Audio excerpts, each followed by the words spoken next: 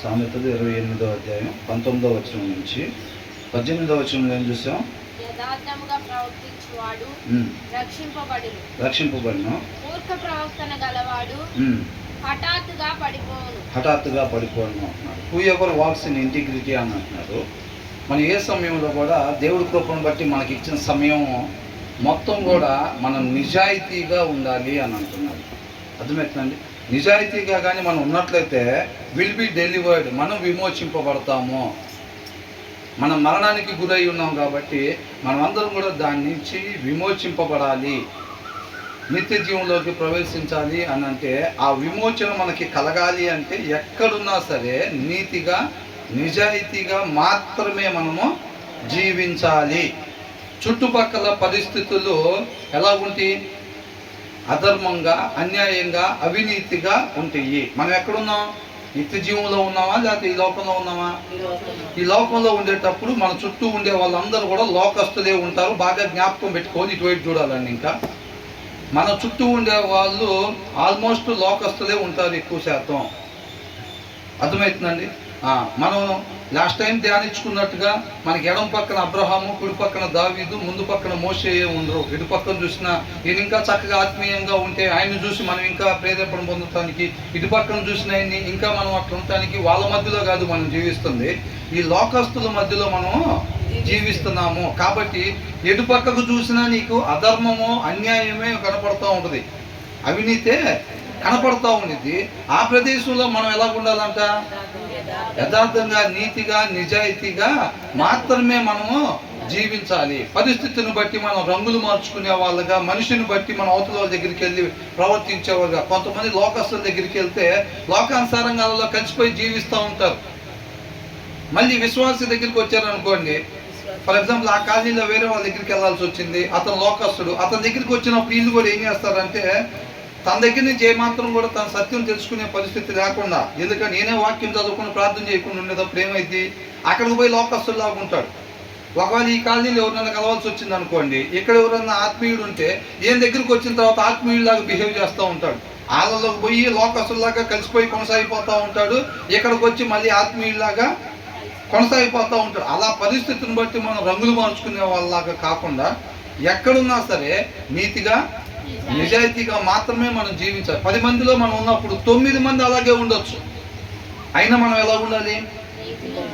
వాడిని బట్టి, పెదనాన్ని బట్టి, పెద్దమ్మను బట్టి, నాన్న బట్టి, అమ్మను బట్టి, ఇంకొకరిని బట్టి కాదు.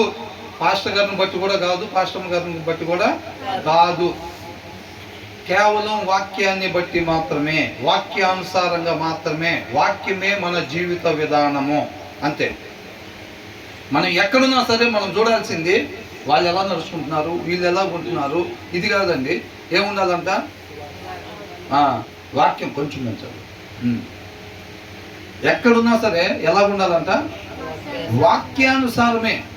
ఈ ప్రదేశంలో వాక్యానుసారంగా అయితే నేను ఎలా జీవించాలి, ఎలా మాట్లాడాలి, ఎలా ప్రవర్తించాలి, అది ఫస్ట్ మనలో ఉంటేనే ఆ ప్రవర్తన, ఆ మాట, ఆ విధానం, ఆ చూపు మనలో నుంచి బయటికి వచ్చింది.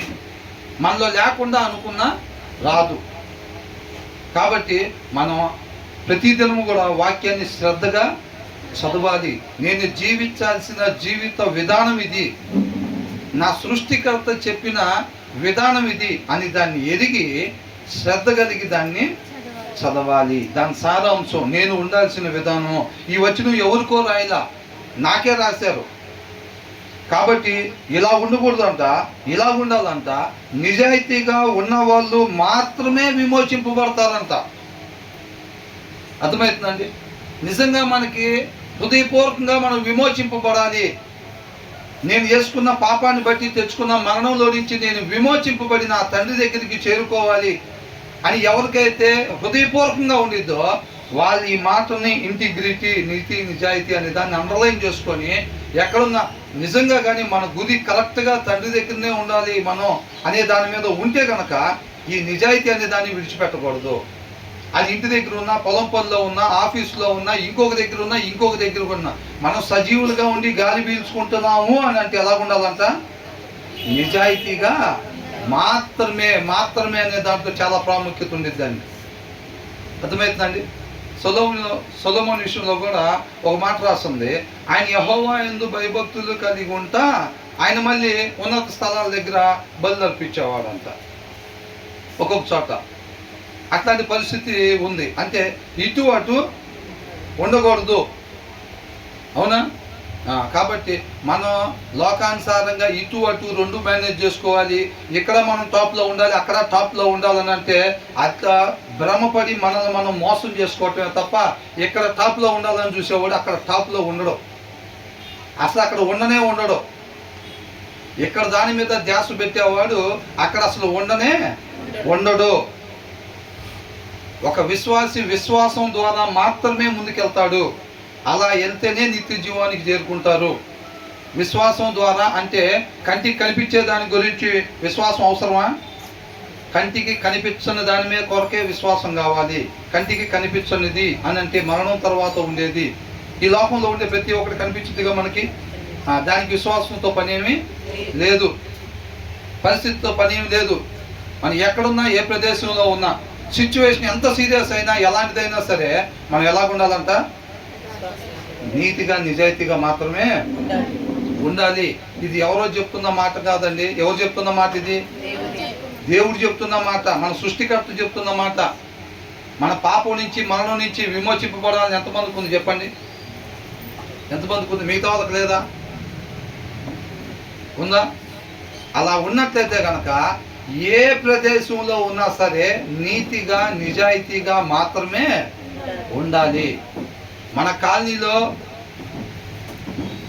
కాలనీలో ఒక 5-6 తప్పుడు మాటలు మాట్లాడే వాళ్ళు ఉన్నా, వాళ్ళ మధ్యలో మన ఇల్లు ఉన్నా సరే వాళ్ళందరూ మాట్లాడుతున్నారు కదా, ఎవరు మాట్లాడతలేదు. ఏదో దగ్గర మనం బతకాలి, మనుగడ చలాయించాలంటే మనం కూడా అట్లా మాట్లాడాల్సిందే, లేకపోతే మనల్ని తొక్కేసేస్తారు, అమాయకులు అనుకుంటారు.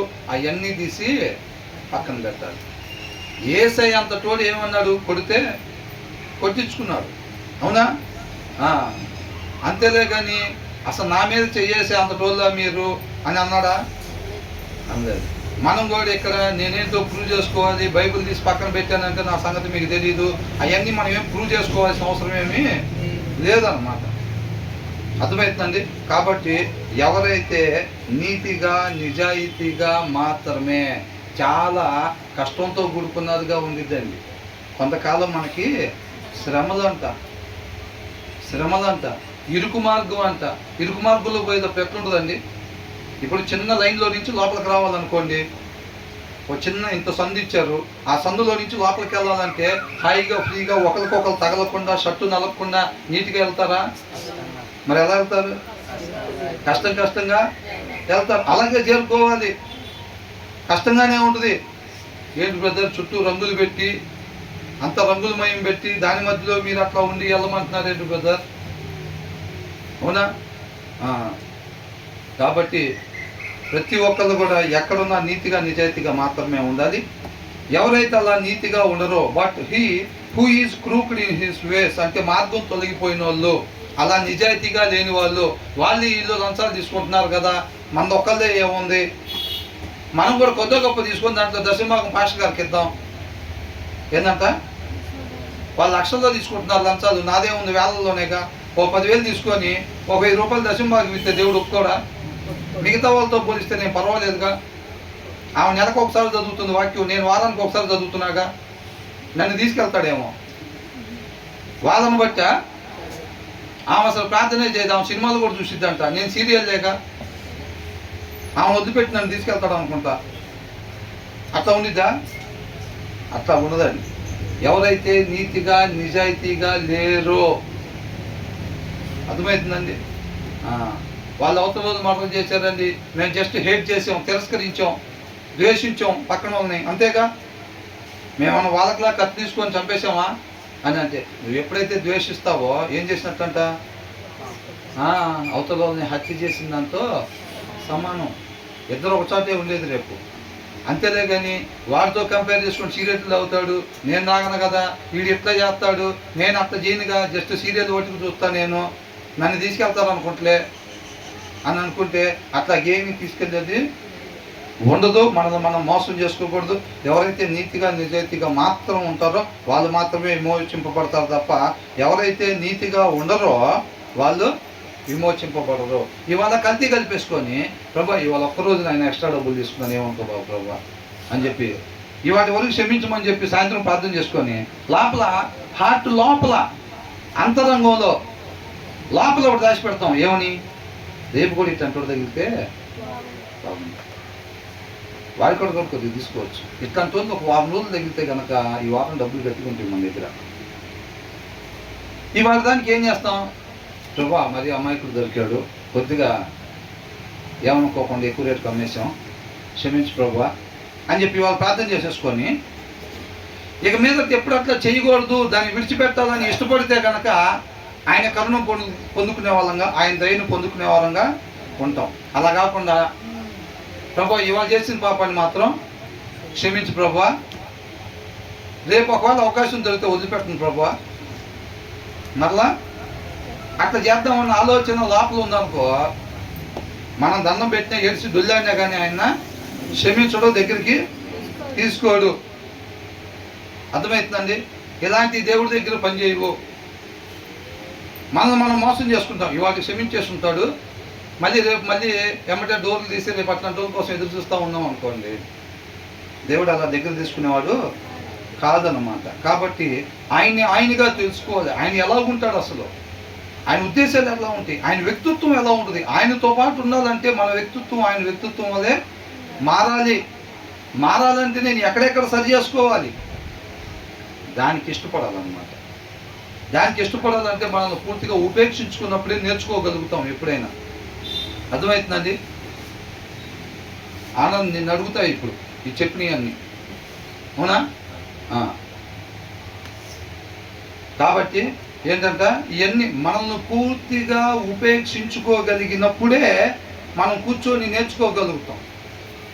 మనకు ఆల్రెడీ ఒక అభిప్రాయం దృఢంగా పెట్టేసుకొని ఇది ఇట్లాగా, ఈ విషయం ఈ వచనంలో ఇది ఇట్లాగా అని మనం దృఢంగా పెట్టి దాని మీద కన్ఫర్మ్ డిసైడ్ అయి ఉన్నప్పుడు వేరేదేదని చెప్పినా మనం సరి చేసుకోవడానికి ఇష్టపడం అన్నమాట. కాబట్టి మనం ఏం చేయాలంట? నీతిగా నిజాయితీగా ఎవరైతే ఉండరో వాళ్ళు ఖచ్చితంగా ఏమవుతారంట? వీళ్ళు సడన్లీ పడిపోతుంది. ఎక్కడ పడిపోతారు? పోయినసారి పండు తిన్నప్పుడు పడిపోయిన దగ్గరే పడిపోతారంట. మళ్ళీ ఎక్కడ పడిపోయారు? వాళ్ళు పాపం చేసి మరణంలో పడిపోయారు. మళ్ళా నీతిగా నిజాయితీగా నువ్వు లేకపోతే కనుక రక్షకుడు వచ్చినా సరే, నీ కొరకు ప్రాణం పెట్టినా సరే, నువ్వు దాన్ని సద్వినియోగపరుచుకోకపోవటం వల్ల, దాన్ని ఉపయోగించుకోకపోవటం వల్ల ఏమవుతుంది? నేనే వాక్యమే దేవుడై ఉన్నాడు, ఈయనే రక్షకుడు. ఏమంటున్నాడు? ఇంటిగ్రిటీ, నీతిగా నిజాయితీగా ఉండు, పైకి వచ్చేస్తావు. నువ్వు పడిపోయిన దాంట్లో నుంచి పైకి వచ్చేస్తావు, తండ్రి దగ్గరికి చేరుకుంటావు అని అంటున్నాడు. ఆయనే రక్షకుడు. అర్థమవుతుందండి? తాడు నీ పక్కనే ఉంది, ఏలాడుతుంది. ఏ తాడు? నీతిగా నిజాయితీగానే తాడు మన పక్కనే ఉంది. దాన్ని పట్టుకుని పైకి వెళ్ళామా తండ్రి దగ్గరికి చేరుకుంటావు. నువ్వు దాన్ని నీతిగా నిజాయితీగా ఉండలేదనుకోండి, తాడు నీ పక్కనే ఉండి నువ్వు అక్కడే మిగిలిపోతావు. పోయినసారి పడినట్టుగా మరణంలోనే మరలా పడిపోతాం. రేపు జడ్జిమెంట్లో యేసుక్రీస్తు వారు ముందర నిలబడినప్పుడు మరలా ఏమైంది?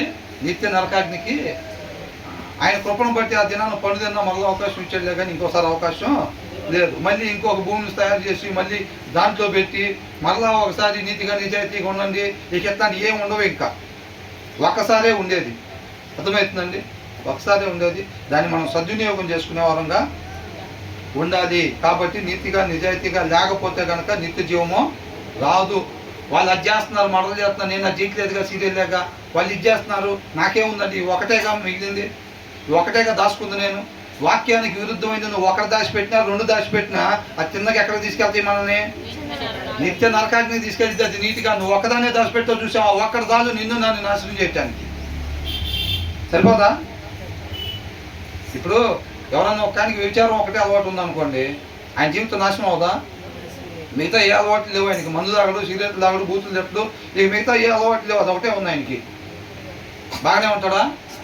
లేదు. ఒక ఆయనకి మందు తాగే అలవాటు ఒకటే ఉంది, మిగతా ఏం చేయడు. ఇంకా ఎంతమంది జీవితాలు చుట్టలా మనం, ఎంతమంది కుటుంబాలు నాశనం అయిపోతున్నాయి. అవునా? కొంతమంది ఏం చేయరు, నోరు తెరిస్తే బూతులు. నిన్నగాక మనం చూసా, ఇద్దరికి నోరు కుదరదంట. భర్త పోయి లాయర్ గారిని కలిశాడు విడాకుల కోసం. మొత్తుకుంటున్నా కానీ, అది ఇంట్లో వాళ్ళందరూ మొత్తుకుంటున్నా కానీ నేను రాని అంటున్నాడు. అర్థమవుతుందా? ఎందుకని? నోరు కుదరదు. నోరు తెరిస్తే బూతులు. అదొకటే ఉంది ఆయనకి, మిగతా ఏం లేవు. మళ్ళీ బాగున్నారా, కుటుంబం బాగుందా? కాబట్టి ఆ ఒక్కటే కదా అని అంటే ఆ ఒక్కటి చాలు. అవి ఏం చేసింది? మటలు చేసిందా? లేకపోతే ఇంకేం చేసిందా? అవిధేయత. పండు వద్దంటే అది పండు తినిందా? వద్దంటే అదే ఇదే కాదు, అవిధేయత, ఉండకూడని విధానము చేసిందంతే. అవునా? దానివల్ల ఎక్కడ పడిపోయింది? మరణంలో పడిపోయింది. పాపము. మోషే ఏం చేశాడండి? మాట్లాడమంటే బండతో మాట్లాడు నీళ్ళు ఇచ్చిద్దంటే ఏం చేశాడు? కర్ర తీసుకొని కొట్టాడు. అది కూడా తప్పేనండి. దాని ముందు ఒకసారి కొట్టమన్నారు కదా, సరే ఇక్కడ ఏదో మాట్లాడమంటే కొట్టా, దానికే అని అంటే దేవుడు ఏమన్నాడు? అది చిన్నదా పెద్దదా కాదు, దావీదైన శిక్ష అనుభవించాల్సింది పెద్దదైనా, నువ్వు చిన్నదనుకుంటున్నావు నీ దృష్టిలో. అవిధేయత. అవునా? చిన్నదైనా సరే శిక్ష. పార్షాలిటీ ఉందా? నా ఇంటి మొత్తంలో నమ్మకస్తుడు అన్నాడు. చిన్న తేడా జరిగితే నువ్వు వెళ్ళటానికి వీల్లేదు అన్నాడు. నువ్వు వెళ్ళటానికి వీల్లేదన్నాడు. అవునా కదా? ఇతరుల కొరకు మోకరించే మోషే, మిగతా వాళ్ళ కొరకు పద్దాకుల వాళ్ళు అవిధేయత చూపిస్తా సనుగుతా గుణుగుతా ఉంటే వాళ్ళ తరపున మోకాళ్ళు ఎవరు వేసేవాళ్ళండి? మోషే ఆహారం దగ్గర కలిసింది మోకాళ్ళు. వాళ్ళు సనుగులు బొనుగులు సంబంధించిన భారం వీళ్ళ మోకాళ్ళ మీద పెట్టుకొని మోసేవాళ్ళు, నొప్పులు భరించేవాళ్ళు. అలాంటి వాళ్ళు తప్పులు చేసినా సరే రేపు ఆయనతో పాటు ఉండాలంటే అలా ఉండాలి. అర్థమవుతుందండి? కాబట్టి మనం దానికి సిద్ధపాటు అయి ఉండాలి. చక్కగా మనం ఎక్కడున్నా సరే నీతిగా నిజాయితీగా మాత్రమే ఉన్నట్లయితే మన చుట్టూ ఉండే లోకస్తులు మొత్తం కూడా దాన్ని, ఆ సత్యం అనే వెలుగుని వాళ్ళు కూడా పొందుకునేవారుగా ఉంటారు, ఆ సారాన్ని పొందుకునేవారుగా ఉంటారనమాట. కాబట్టి ఒక్కసారే వచ్చే అవకాశం అండి, దాన్ని వదిలిపెట్టుకోకూడదు. మన ముందు దేవుడి కృపను బట్టి అనేక మందిని ఉంచాడు. వాళ్ళు ఎలాగ సమయాన్ని సద్వినియోగం చేసుకున్నారు. అనేక మంది భక్తులు ఎలాగ సమయాన్ని సద్వినియోగం చేసుకొని సృష్టికర్తను మహింపరిచారు. మనం చూస్తూ ఉన్నాం, నేర్చుకుంటూ ఉన్నాం. కాబట్టి ఇవాళ మన వంతు వచ్చింది, మన టైం పీరియడ్ వచ్చింది. అవునా? 1900 చిల్లర దగ్గర నుంచి 2000 చిల్లరలో మన ముగింపు ఎక్కడ దాకా ఉందో మన టైం పీరియడ్ వచ్చింది. మన టైం పీరియడ్ వచ్చినప్పుడు అబ్రహాం టైం పీరియడ్ ఇచ్చారు కదా, దావీదు కూడా ఒక టైం పీరియడ్ ఇచ్చారు, మోషేకి ఒక టైం పీరియడ్ ఇచ్చారు. ఇవాళ మన టైం పీరియడ్ వచ్చింది. మనం అనేది కూడా ఏంటో సబ్మిషన్లో విధేయత చూపించారు. చక్కగా చెప్తున్నాడు హెబ్రీయులకు రాసిన పత్రికలో, ఆ దినాల వాళ్ళు అవిధేయత చూపించి నశించిపోయినట్టుగా మీరు అవిధేయతని చూపించి నశించుకోబాకండి. విధేయతను చూపించి యెహోషువ కాలేబు ఏ రీతిగా అయితే కనాన్ అనే దాంట్లో ప్రవేశించారో మీరు కూడా విధేయత కలిగి, విధేయత మిమ్మల్ని మీరు తగ్గించుకొని, లోబడి మిమ్మల్ని మీరు ఉపేక్షించుకొని ఈ నిత్య జీవం అనే విశ్రాంతిలోనికి ప్రవేశించండి అని అంటారు. ప్రతి ఒక్కళ్ళు కూడా దాంట్లో ప్రవేశించాలని చెప్పి ఆయన కోరుకుంటా ఉండి మనందరి కొరకు ప్రాణం పెట్టాడు అనమాట. తర్వాత ఏమంటారు 19వ వచనంలో, తన పొలము సేద్యము చేసుకొని వానికి కడుపు నిండా అన్నము దొరుకును, వ్యర్థమైన వాటిని అనుసరించు వానికి కలుగు పేదరికము ఇంత అంత కాదు. ఇక్కడ ఈ భూమి మీద సేద్యపరుచుకునే వాళ్ళకి ఏమైందండి? ఇప్పుడు ఫర్ ఎగ్జాంపుల్ 4 ఎకరాల భూమి ఉంది. 4 ఎకరాల భూమి ఉండి దాన్ని కష్టపడి వెళ్ళి పని చేసుకొని, దున్నుకొని, విత్తనాలు వేసుకొని, చక్కగా కావాల్సిన నీళ్లు పెట్టుకొని సమయానికి ఇదంతా ఎవరైతే కష్టపడతారో కష్టపడే వాళ్ళకి ఏమొచ్చింది చెప్పండి? రేపు కోతకు వచ్చేటప్పుడు ఏమొచ్చింది? చక్కటి పంట వచ్చింది అన్నమాట కష్టపడే వాళ్ళకి. అవునా? వాళ్ళ నాన్న 4 ఎకరాల భూమి ఇచ్చి వెళ్ళాడు అనుకోండి, ఇంకొకటి ఆడ కూర్చొని అసలు దీంట్లో బుజ్జి ఖలీఫా లాంటిది ఒకటి కడితే ఎట్లా ఉంటుంది అసలు అట్లా ఎట్లా అని ప్లాన్ చేసుకుంటూ ఉన్నాడు అనుకోండి. ఉంటారా లేదా? కొంతమంది ఏం చేస్తారు? కష్టపడతారు, వెళ్ళి కష్టపడతారు. కొంతమంది ఏం చేస్తారంటే కూర్చొని ప్లాన్ చేస్తూ ఉంటారు, అర్థమవుతుందండి? ఇక్కడ ఏమంటున్నారు? Who ever works his land will have abundant food అన్నారు. బట్ దోస్ హూ చేస్ ఫ్యాంటసీస్ అంటే ఊహలో, భ్రమలో. భ్రమ అంటే ఏంటి? జరిగిద్దా జరగదా? అది జరగదు. ఊహల కళ్ళగంటా ఉంటాడు. బాబా నేను రేపు పెద్ద పాస్టర్ అయ్యాను అనుకో, ఏ సూట్ వేసుకొని వెళ్తే బాగుంటుంది, ఈయన తగిన సమయం దేవుడు పాదాల చేత గడిపేది ఉండదు, ప్రార్థనలో గడిపేది ఉండదు, ఆ సహవాసం చేసేది ఉండదు.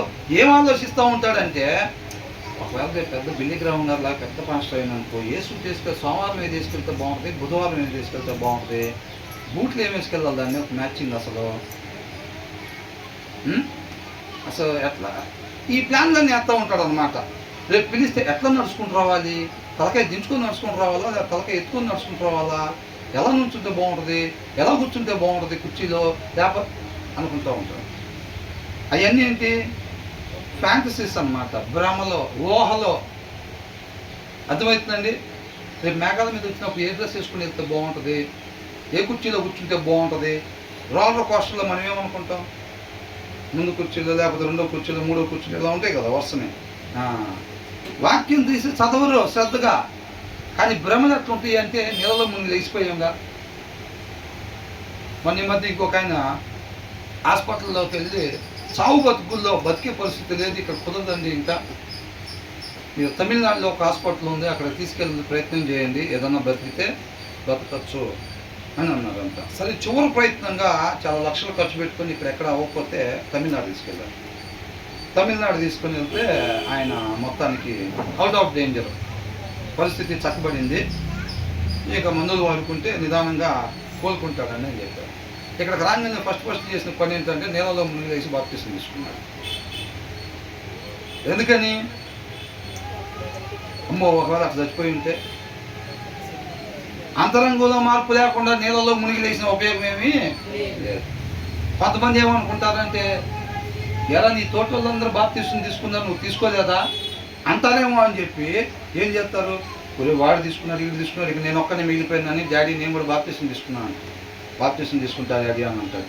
రేయ్ కరెక్ట్గా నువ్వు తీర్మానం తీసుకున్నావా అని వాళ్ళ అమ్మ నాన్న వాళ్ళు అడిగితే, తీసుకున్నా అసలు పక్కా గట్టిగా స్ట్రాంగ్గా తీసుకున్నా తీర్మానం అయితే, ఇక ఏం లేదు అని అంటాడు.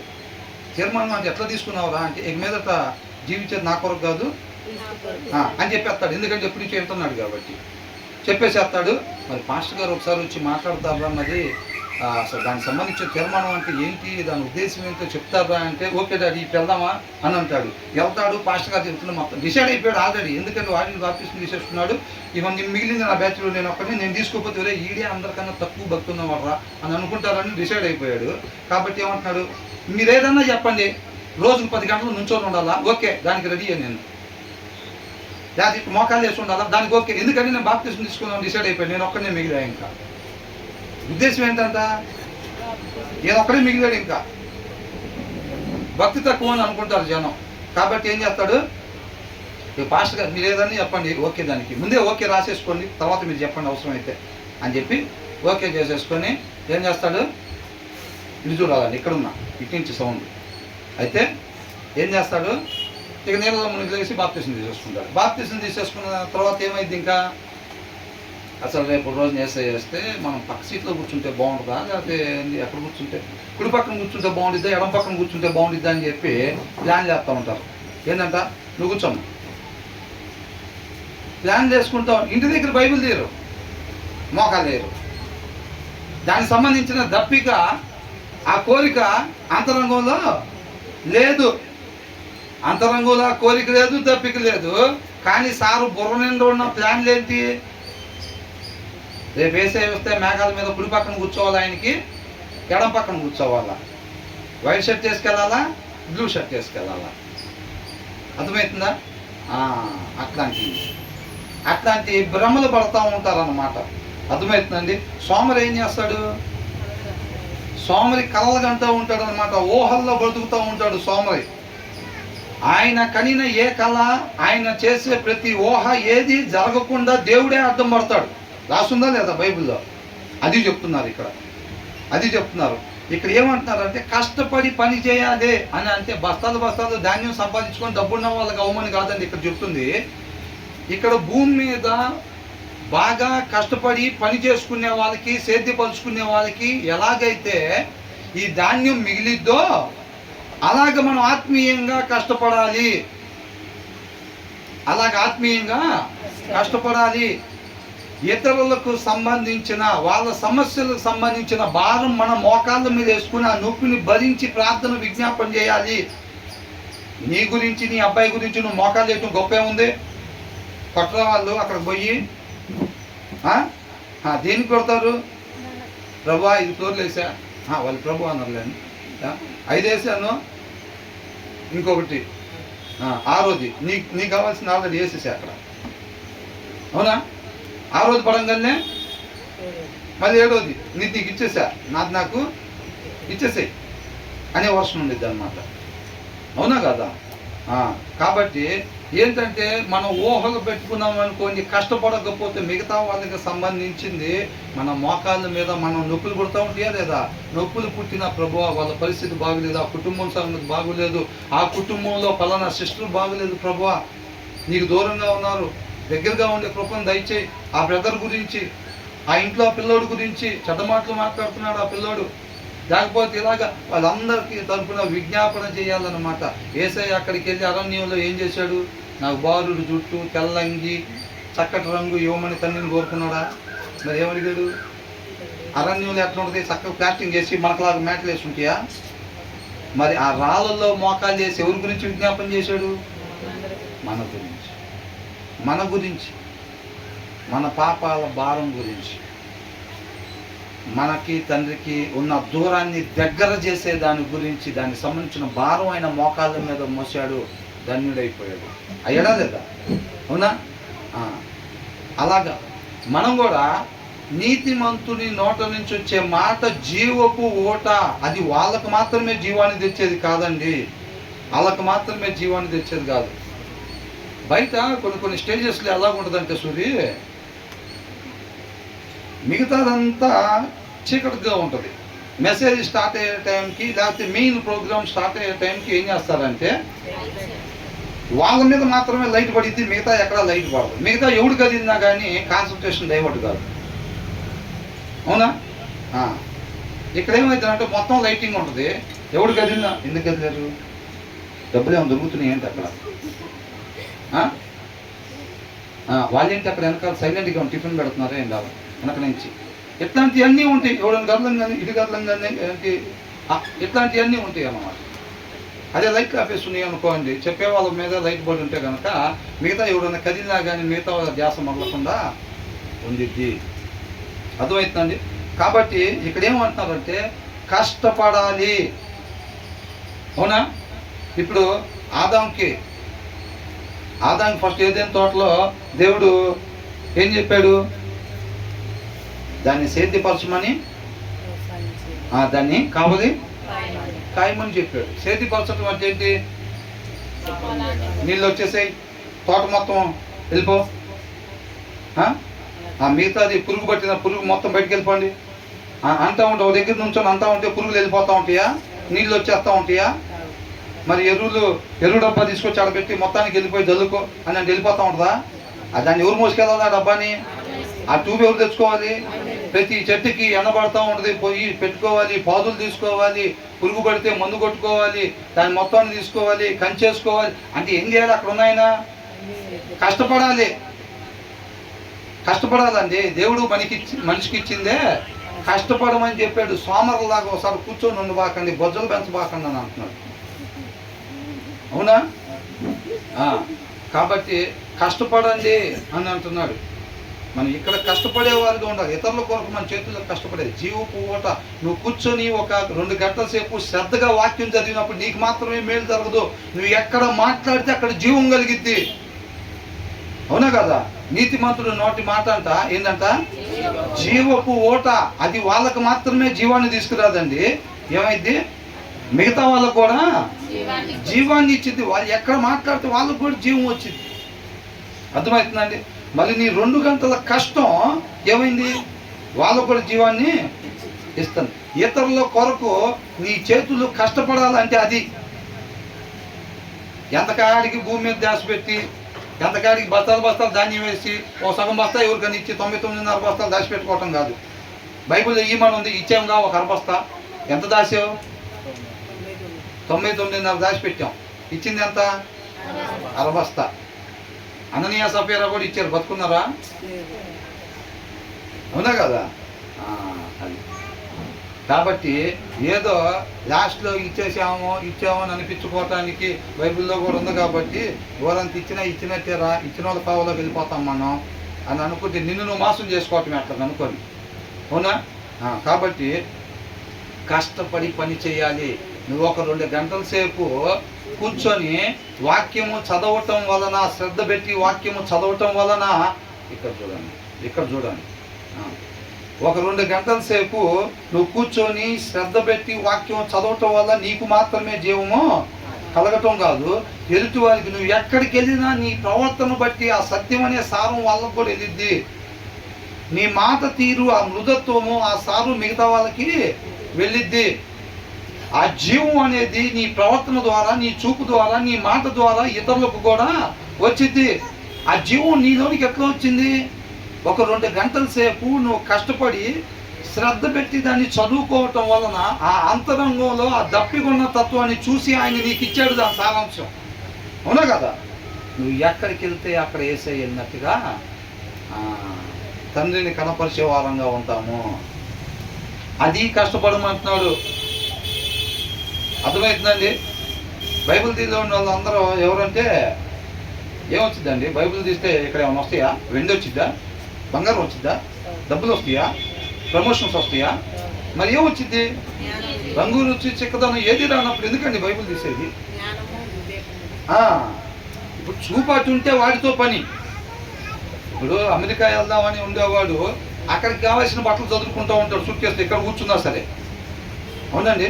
ఇప్పుడు అమెరికా వెళ్దాం అనుకుంటున్నాడండి, తర్వాత ఉండబోయేది అమెరికాలోనే. ఇంకా అమెరికాలోనే ఉందాం అనుకునేవాడు ఎక్కడికి చదువుకుంటాడు? అక్కడ ఏమేం కావాలో చదువుకో. రే అమెరికాలో ఎట్లా చదువుకుంటుందంట, పోటీ పెట్టి అంటాడు. అమెరికాలో పాస్పోర్ట్ కావాలి, విసాలు కావాలంటే అవి పెట్టాను అంటాడు. అక్కడ అపాయింట్మెంట్ లెటర్ కావాలా, దాన్ని పెట్టాను అంటాడు. అవి చదువుకుంటూ ఉంటాడు. ఎందుకని వీళ్ళు చూపు ఎక్కడుంది? అక్కడ ఉంది. నేను రేపు ఉండబోయేది అక్కడ. విశ్వాసం కలిగిన వాళ్ళు అవి చదువుకుంటూ ఉంటారు. రే వాళ్ళు పాపం లేవని మాట్లాడుకుంటున్నారు ఇంటి పక్కన, మన దగ్గర ఉన్న దాంట్లో తీసుకొని వెళ్ళి పాస్పోర్ట్ పెట్టుకున్నట్టు. అవునా? మన దగ్గర సమృద్ధి రంగల్నే రాత్రి మాట్లాడుకుంటున్నాం. మా పిల్లలు మేము మాట్లాడుతాం అంటే మేము హెచ్చించుకోవడం కాదండి, సందర్భం వచ్చింది కాబట్టి. అది ఎవరు మాట్లాడుకున్నా కానీ చెప్తాం.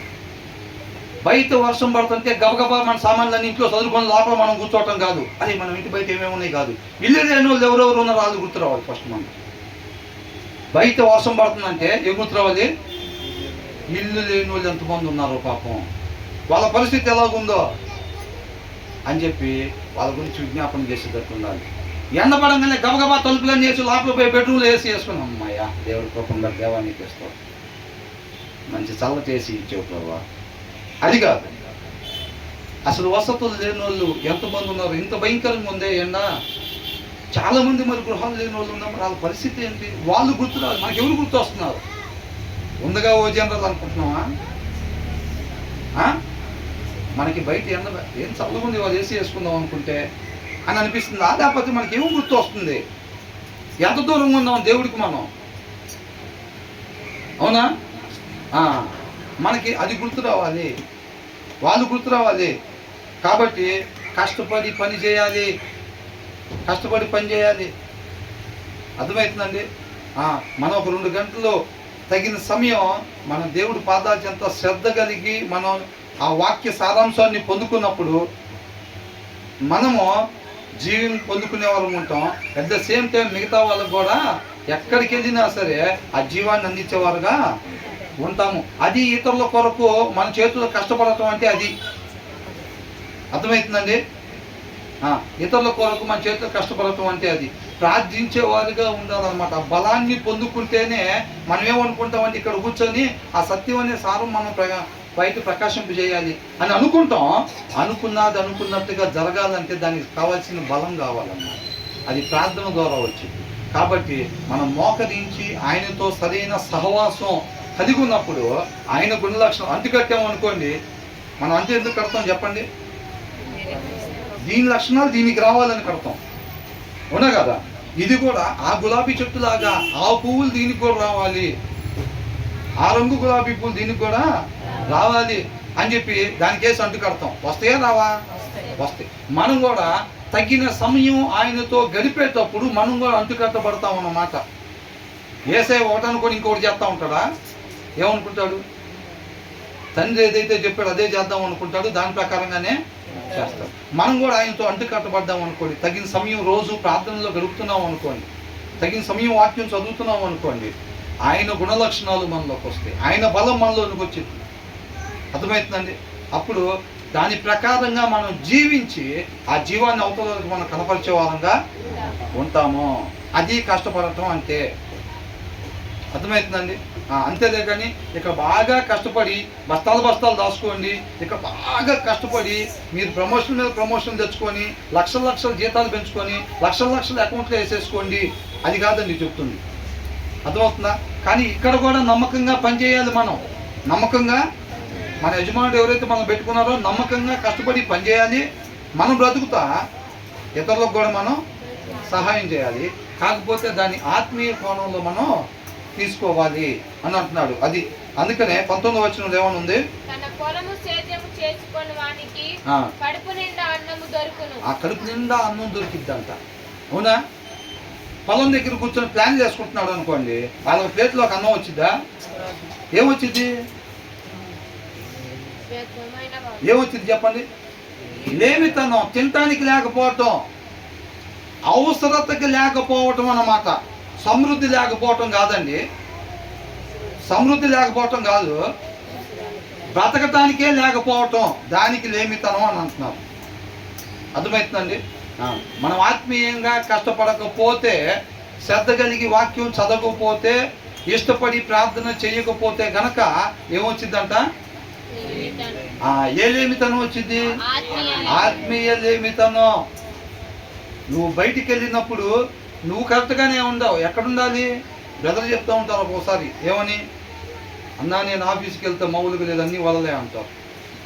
ఏనంట అంటే బ్రదర్కి ఒక్క దగ్గరే వల్ల, మిగతా మన దగ్గర ఏం లేదు, అంత హాయిగా ఉంటుందా బయట అంటే? అట్లా ఏమి ఉండదండి. అపవాది అందరి దగ్గర వెలిగే ప్రతి కొవ్వొత్తి దగ్గర ఆల్పటానికి ఫ్యాన్లు రెడీగా పెడతాడు, ఆల్పటానికి ఫ్యాన్లు రెడీగా పెడతాడు. ప్రతి చోట ఇటు ఫ్యాను అటు ఫ్యాను ఉంటుంది అన్నమాట.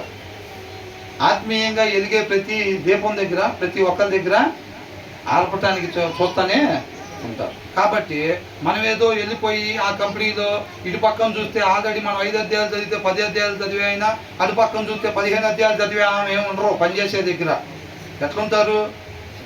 ఎడం పక్కకు చూస్తే ఆమె చూపు తేడా ఉంటుంది, ఇటు పక్కన చూస్తే ఆమె వస్త్రాలు తేడా ఉంటాయి, అటు పక్కన చూస్తే అంటే అందరి ఆరోగ్య తేడా ఉంటాయండి. అంటే అట్లాగేం కాదండి. అటు పక్కన మొగాయని చూస్తే ఆయన తేడా ఉంటాడు, వెనకాల పక్కన చూస్తే వెనకాల మొగాయని కూడా తేడాగా ఉంటాడు. అట్లాంటి వాళ్ళ దగ్గర స్త్రీ పురుషులు పనిచేస్తూ ఉండాలి. ఏమండి ఆయన సైగ చేస్తున్నాడు, ఆయన సైగే చేస్తాడు, మన లోకస్తో సైగ చేయకుండా బైబిల్ చెప్తారా? ఆమె ఇట్లా చూస్తుందండి, ఆమె అట్లా చేస్తుందండి, ఆమె ఇట్లా కంటుందండి రోజు ప్రతిరోజు అని అంటే వాళ్ళు అట్లాగే ఉంటారు వాళ్ళు. మరి అవునా కదా? నువ్వు ఉండాల్సిన రీతిగా ఉంటే వాళ్ళు తర్వాత నీ వల్లే మారిపోతారు. నీలో బలం లేకుండా పోయావు అనుకో, నువ్వు వారి వల్లే మారిపోతావు. అవునా కదండి? మనలో బలం లేకుండా ఆ ప్రదేశానికి మనం వెళ్ళామనుకోండి, ఏమైంది? మనం వాళ్ళలాగా మారిపోతాం. వాళ్ళు ఆల్రెడీ విడాకులు తీసుకొని 3 సంవత్సరాలు అవుతుంది. కాబట్టి ఎవరికైనా సైకి చేస్తారు, ఏదైనా చేస్తారు. మనం బలం లేకుండా అక్కడికి పోతే మనకు కూడా ఏమైంది? వాళ్ళని అడిగి ఆ లాయర్ గారి నెంబర్ తీసుకోవాల్సి వచ్చింది. కామెడీ కాదండి ఇది, నిజంగా చెప్పేది.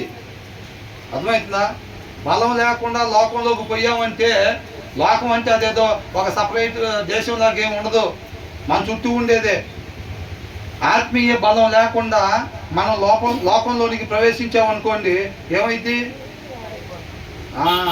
బలం సరిపోతే ఈ వాళ్ళ దగ్గర కాకపోతే ఆ వాళ్ళ దగ్గర పడిపోతాం అంతే. అర్థమవుతుందండి? నేను అట్టేం పడినో, నేను ఎట్ట పడినో అట్ట పడినో. సంసోన్ ఏమనుకున్నాడు?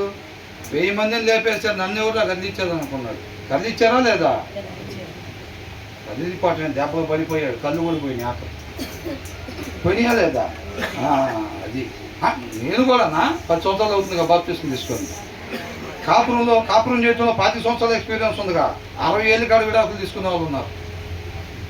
60 ఏళ్ళ కాడ నువ్వు 25 కాడ ఎగురులు ఆడుతున్నావు ఇంకా. అర్థమవుతుందా? కాబట్టి ఆ భయం వణుకు అంతవరకు ఉండాలి, అంతవరకు ఉండాలండి. 60 సంవత్సరాలు అప్పుడు రెండో పెళ్లి చేసుకున్న వాళ్ళు లేరా? ఖచ్చితంగా ఉన్నారు. ఆ మొదటి కుటుంబం ఎంతో ఇబ్బంది పడతా వేదన పడతా ఉండే పరిస్థితులు చాలా ఉన్నాయి. అర్థమవుతుందండి. కాబట్టి తగిన జాగ్రత్త వహించుకోవాలి. మన లోకంలో ఉండేటప్పుడు మనకి తగిన బలం, ఆత్మీయ బలం లేకుండా మనం లోకంలో కానీ పోయామంటే మాత్రం ఏమీ లేదు. ఇక లోపల ఏడుచుకుంటా బయటికి నవ్వుకుండా తిరగాల్సి వచ్చింది. అర్థమవుతుందండి. అది కాబట్టి అలాంటి పరిస్థితుల్లో ముందే చెప్తున్నాడు ఆయన కృపను బట్టి ముందే చెప్తున్నాడు కాబట్టి చక్కగా ప్రతి దినము అందుకని శ్రద్ధ కలిగి వాక్యం చదవాలి. శ్రద్ధ కలిగి వాక్యము చదవాలి. అలా నామకార్థంగా 3 అధ్యాయాలు చదివేసుకొని పోతే నిలబడలేవు. నామకార్థంగా 3 అధ్యాయాలు బైబిల్ చదువుకొని వెళ్తే నిలబడలేవు, పడిపోతాం అంతే. శ్రద్ధ కలిగి మన హృదయం మీద రాసుకోవాలి అది. అప్పుడు దాన్ని బట్టి పరిశుద్ధాత్మ దేవుడు నీకు ఏది మేలైంది, ఏది మంచిది కాంది నీకు తెలియపరుస్తూ ఉంటాడు. ఆ ప్రదేశంలో ఆయన సహాయంతో మనం నిత్య జీవానికి చేరుకోవాలి. ఆయన కాబట్టి మనకు తోడుగా పరిశుద్ధాత్మ దేవుడు ఉంచాడు కాబట్టి మనకి ఎక్కడ ఏంటి అనేది తెలియపరుస్తూ ఉంటాడు. ఆయన బట్టి ఆయన జ్ఞానాన్ని, ఆయన వివేకాన్ని బట్టి ఎక్కడ ఎలా ప్రవర్తించాలి, ఎలా మాట్లాడాలి, ఎక్కడ వివేకం కలిగి మనం జాగ్రత్తగా ఆ లోకమాలిన్యం మనకు అంటకుండా మన రక్షణ ఎలా కాపాడుకోవాలో మనకి దాన్ని బట్టి మనం కాపాడుకోవాలంతే. అర్థమైందండి. వాక్యమైన దేవుడే అవసరం లేదు, నన్ను నేను ప్రొటెక్ట్ చేసుకోగలుగుతానంటే ఎవరి తరం కాదు. రక్షణ ఆయన దగ్గర నుంచి మాత్రమే వచ్చింది. ఆయన మాత్రమే మనకు ఆశ్రయ దొరుకుతుంది తప్ప ఆయన ఉన్న దగ్గరే అపవాది మనల్ని ఏం చేయలేదు. కానీ ఆయన లేకుండా నువ్వు ఎవడున్నా సరే, సీఎం ఉన్నా పిఎం ఉన్నా నీ వెనకాల అవలేదో పడగొడతాను నేను. అర్థమవుతుందండి. దాన్ని ఎరిగి మనం నడుచుకోవాలి. కాబట్టి ఏం చేయాలంట, మనం ఆత్మీయంగా ఈ లోక సంబంధంగా పొలంలో కష్టపడే వాళ్ళకి ఎలాగైతే సమృద్ధి పంట ఉండిద్దో మనం కూడా ఏం చేయాలి, ఆత్మీయంగా ఊరికి నేను నుంచుంటే నాకు ఆ జ్ఞానం వచ్చేయాలి, ఆ వివేకం వచ్చేయాలి, ఆ ఆలోచన వచ్చేయాలి, ఆ బలం వచ్చేయాలి. ఊరికనే రాదు. అక్కడ పొలం కాడ కూర్చొని ప్లాన్ చేసేస్తే రాదు. దానికి కష్టపడాలి. నాగలు తీసుకుని వెళ్ళి దున్నుకోవాలి. గుచ్చుకుంటే మేకులు ఒక్కొక్కసారి ముళ్ళు, బొబ్బలు వస్తాయి చేతులకి. అయినా సరే ఏం చేసుకోవాలి, కాలు నొప్పులు పుట్టవా, కూర్చొని మెడ నొప్పి పుట్టదా, కళ్ళజోడు రాదా, సైట్ రాదా, సైట్ వచ్చింది బైబిల్ చదువుకునేటప్పుడు. మెడ నొప్పి రాదా, వచ్చింది. కాలు నొప్పులు పుట్టవా, పుడతాయి. అయినా సరే కష్టపడాలి. అయినా సరే కూర్చొని వాక్యం శ్రద్ధ కలిగి చదవాలి. సమస్యలు ఉంటాయి, చీకటిగా ఉండేది, వాన పడుతూ ఉంటుంది, బయట పంట ఉంటుంది. ఏం చేస్తావు, తెల్లారిన తర్వాత పోదాంలే అనుకుంటావా, ఏమనుకుంటావు? అయినా సరే పరిస్థితిని బట్టి వెళ్ళిపోయి మనం చేసుకోవాలి. మనకు కూడా పనులు ఉంటాయి, పనులున్నా సరే ఆ పనుల మధ్యలో ఏం చేసుకోవాలి, దీన్ని జాగ్రత్తగా అయిన సమయం గడపాలి అని అంటున్నాడు. ఇవన్నీ కూడా చక్కగా మనకి బ్రతుకునిచ్చాయి అన్నమాట. ఇందాక వచ్చిన ఏమనుంది, విల్ బి డెలివర్డ్. ఎవరైతే నీతిగా నిజాయితీగా అనుకుంటే అయిపోవండి, అనుకుంటే అయిపోయాం. నేను వాటి నుంచి నీతిగా నిజాయితీగా అయిపోవాలి అనగా తప్పని డ్రెస్ మారిపోయిద్దా, యూట్యూబ్లో ఒకటి తీసిరేయంగానే వాడికి ఏమంటే డ్రెస్ వేసుకున్నట్టు అయిపోతూ ఉంటాయి. మనం కూడా అట్లాగా నీతిగా నిజాయితీగా ఉండాలి వాటి నుంచి అనగానే మారిపోయామా, అట్లాగే మారిపోయాం. ఆత్మీయంగా కష్టపడాలి, సమయాన్ని కేటాయించాలి. అబ్బో గంట సేపు బైబుల్ చదవటమా, 2.5 గంటల సినిమా అంటే చూడొచ్చులే, కానీ గంట సేపు వాక్యం వింటామా, కుదరదండి, కుదరదు అనుకుంటాం, అవునా? కాబట్టి మనం కష్టపడాలి. ఎవరైతే కలలు కంటారో ఆ ఊహల వెనకాల వెళ్ళిపోతూ ఉంటారో వాళ్ళకి ఏమైందంట, will have their fill of poverty, లేమితనం వచ్చింది అనమాట. రేపు అక్కడ అకౌంట్ ఓపెన్ చేసి చూస్తే బ్రదర్ అంటారు, ఏమంటారు, ఇక అయిపోయిందమ్మా జీవితం ముగిసిందని అంటే, ప్రభా పరలోకానికేగా ఏంటంటే ఎక్కడికంట, అకౌంట్ ఓపెన్ చేసి చూస్తే ఎంత ఉంటాయి, జీరో ఉంటాయి. ఏం ప్రభా బిల్డింగ్ బాగానే కట్టాగా, ఎక్కడ కట్టావు, ఊహల్లో కట్టాడు సార్ బిల్డింగ్లు, కల్పనల్లో భ్రమంలో కట్టాడు. ఆ బిల్డింగ్లు పనిచేస్తాయి అక్కడ, ఆ బిల్డింగ్లు పనిచేయవు అక్కడ. అర్థమవుతుందండి. కాబట్టి ఆ బిల్డింగ్లు అక్కడ పనిచేయవు. ఈ సోమరులాగా కష్టపడకుండా, వాక్యం తీసి చదవకుండా, మోకాలు చేసి ప్రార్థన చేయకుండా, నేను చెయ్యేస్తే స్వస్థతలు దొరకాలి, నేను ప్రార్థన చేస్తే అవతల వాళ్ళు వచ్చి బ్రదర్ ఆ రోజు మొన్న మీరు ప్రేయర్ చేశారు, బాబుకు కొంచెం జ్వరం తగ్గింది అని వినాలి అని అనుకుంటా ఉంటారు. చూసారా, ఆ బలం ఆయన దగ్గర నుంచి ఆ సారం రాకుండా ఆయన దగ్గర నుంచి ఆ సారం తెచ్చుకోవాలంటే ఆయనతో అడ్డు కట్టుబడి ఉండాలా లేదా? ఇవాళ తాడేసి కట్టేసి వచ్చినాయి ఆ పూలు అంటావా? అంటు కట్టేది ఎట్లాగండి అంటే నేను చిన్నప్పుడు చూసేదండి. ఇప్పుడు గులాబీ చెట్టుకి అంటు కడతాం, దారం వేసి కట్టేసి ఈ పూలు రాలేదండి ఇంకా అనుకుంటావా? ఏం చేస్తాం? అది కొద్దిగా టైము పట్టిద్దా లేదా? ఆ సారం ఇటు నుంచి అటు రావాలా లేదా? కాబట్టి మనం కూడా తగిన సమయం అదేమనుకుంటుందంటే నాతో ఉండాలి, నాలో ఉండాలి అని ఈ చెట్టు అనుకునేది. దాన్ని నాతో అంటుకట్టబడింది, నాతో ఉండాలి, నాలో ఉండాలి, నాలో కలిసి జీవించాలని రాసిపడుతుంది అని అనుకొని అప్పుడు ఈ సారాన్ని దాంట్లోకి పంపించింది. అలా పంపించినప్పుడు దీంట్లో పూలు ఎలా ఉంటాయో, దీంట్లో సారం గుణలక్షణాలు ఎలా ఉంటాయో దాంట్లో కూడా యాస్టీస్గా అలాగా వస్తాయి. దానికి తగిన సమయం ఉంటుంది. ఆ సమయం మనం అంటుకట్టబడి ఉండాలి. ఆ తగిన సమయం మనం ఆయనతో గడపాలి. గడిపినప్పుడు ఆయన గుణలక్షణాలు వస్తాయి. ప్రభా 2 నిమిషాలు అవుతుంది బైబిల్ చదవటం, ఎంతవరకు ఏం కార్యం స్టార్ట్ అవ్వలేదు ఏంటంట? 2 నిమిషాల నుంచి బైబిల్ చదువుతుంది, ఇంతవరకు కార్యాలయం స్టార్ట్ అవ్వలేదు ఏంటి? మోకాలు చేసి అరగంట అవుతుంది, ఇంతవరకు అసలు ఎవరు వచ్చి మీరు మా గురించి ప్రార్థన చేసినట్టున్నారండి, దేవుడు మాకు స్వస్థతని ఇచ్చాడు, మీరు మీ ఇంట్లో ప్రార్థన చేస్తున్నట్టున్నారు, ఇందాక మా గురించి స్వస్థతని ఇచ్చారు, ఎవరు చెప్పలేదండి ఇంకా వచ్చి? అట్లా కాదు. కాబట్టి మనం ఏం చేయాలంటే కష్టపడి వాక్యాన్ని చదవాలి, కష్టపడి ప్రార్థన చేయాలి, ఇతరులకి సహాయం చేసే దాని గురించి మన చేతులు కష్టపడాలి. వాళ్ళకి ఆత్మీయంగా కూడా వాళ్ళకి సహాయం చేసేటట్టుగా మన వాక్యం చదవటం వల్ల మనకు జీవం వచ్చింది, వాళ్ళకు కూడా మనం ఎక్కడికి వెళ్తే అక్కడ మిగతా వాళ్ళకు కూడా జీవం వచ్చింది అనమాట. కాబట్టి ఇతరుల కొరకు కష్టపడటం అంటే అది. అట్ ద సేమ్ టైం లేని వాళ్ళకి ఫిజికల్గా కూడా మనం సహాయం చేస్తాం. తినడానికి లేని వాళ్ళకి, వస్త్రాలు లేని వాళ్ళకి, లేకపోతే ఇలాగా ఆధారం లేని వాళ్ళకి మనం ఫిజికల్గా కూడా చేయాలి. అట్ ద సేమ్ టైము మనం ఇలా కూడా చెయ్యాలన్నమాట. అవునా? తర్వాత వచ్చిన ఏమంటున్నారు? ఇందాక వచ్చిన వాళ్ళు ఏం చూసారు చెప్పండి? ఎవరైతే నీతిగా నిజాయితీగా మాత్రమే ఉంటారో వాళ్ళు మాత్రమే విమోచింపబడతారులే కానీ నీతి తప్పే వాళ్ళు విమోచింపబడరు, వాళ్ళు మరలా ఆ మరణంలోనే ఉండిపోతారు. దీంట్లో ఏం నేర్చుకున్నాం?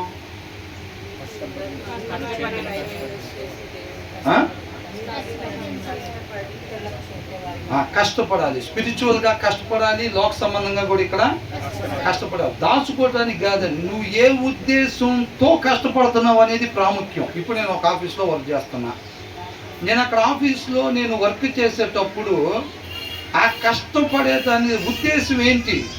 ఆ కష్టపడేదాని వెనకాల ఉన్న ఉద్దేశం ఏంటి? దాచుకోవటానికా?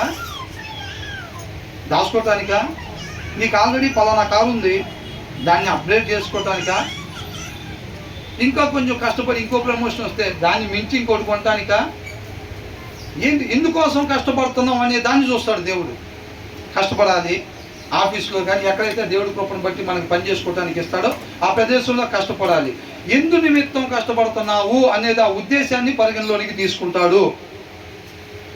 నేను బ్రతుకుతా, అవసరతలు ఎవరైతే ఉన్నారో ప్రభువా నీ కృప అయితే, నీకు ఇష్టమైతే లేని వాళ్ళకి కొంతమందికి నేను సహాయం చేసే భాగ్యాన్ని నాకు దయచేయి. నువ్వు కష్టపడేదాని వెనకాల ఉద్దేశం అదేనా అనేది చూస్తున్నాడు దేవుడు. వాక్య సారాంశం చెప్తుంది అది. నువ్వు నీ పిల్లలు, నీ భార్య, నీ తల్లిదండ్రులను పెట్టమని పెట్టద్దని చెప్పట్లేదు దేవుడు. వాళ్ళకు నువ్వు పెట్టాలి. అట్ ద సేమ్ టైము ఇంకా అదనంగా నీకు డబ్బులు వస్తుంది, ఇంకా నువ్వు ఎక్కువ కష్టపడగలిగితే కష్టపడాలి. దేనికోసం? లేని వాళ్ళకి పెట్టడం కోసం. అర్థమవుతుందండి? లేని వాళ్ళకి పెట్టడం కోసం. అంతేలే కానీ నేను ఇంకా విలువైన వస్తాను, ఇప్పుడు 1,00,000 రూపాయలు చీర కడుతున్నా, సరే ప్రమోషన్ వచ్చింది, ఏమన్నా 1,50,000 కడదాం. ఆయన కృపను బట్టి ఇచ్చాడు, నన్ను ఆస్వాదించి ఇచ్చాడు, చర్చిలో బాగా పాటలు పాడుతున్నానని ఇచ్చాడు, బాగా ప్రార్థన చేస్తున్నాను, నువ్వు కనీసం 1,50,000 కట్టకపోతే ఎట్టాగని ఇచ్చాడు ఏమో ప్రమోషను. అవునా? ఇస్తే కాబట్టి ప్రమోషన్ ఇస్తే 1,50,000 చీర కట్టుకుని నాటమేనా, 1,50,000 ప్యాంట్ షర్ట్లు వేసుకుని నాటమేనా? అందుకని ఆయన ఇచ్చేది. కాబట్టి ఆయన ఎందు నిమిత్తం ఇస్తున్నాడో దాని కొరకు మనం దాన్ని ఉపయోగించకపోతే నష్టపోయే వారికి ఉంటాం, రేపు లెక్కప్పు చెప్పాల్సిన వాళ్ళంగా ఉంటాము అంటున్నాడు. అర్థమవుతుందండి? ఇంకొక వచ్చిన ధ్యానించుకొని ముగిద్దామండి. నమ్మకమైన వానికి ఆ, దీవెనలు మెండుగా కలుగును. ఎవరికంట? ఇక్కడ ఏమంటున్నారంటే ఏ ఫెయిత్ఫుల్ మ్యాన్ అని అంటున్నాడు, విశ్వాసము కలిగిన వానికి. ఈ లోకంలో ఉండే వాళ్ళకి కాదండి. ఎవడన్నా దొంగతనం చేస్తుండే, అదే రారా కొద్దిగా అది రాత్రి దొంగతనం చేద్దాం రారా అంటే నమ్మకంగా పోయేవాడికి దొంగ పట్లు పట్టకుండా న్యాయంగా నువ్వు బట్టి దొంగతనంలో సాయం చేస్తే అది కాదు నమ్మకం అంటే. ఏంటి? సరే వద్దులేండి, ఇంతటితో ధ్యానించుకున్నాము. ఈ వచనం తగ్గించిన తర్వాత నేర్చుకుందాం. మన దేవుడికి మహిమ కలుగును గాక.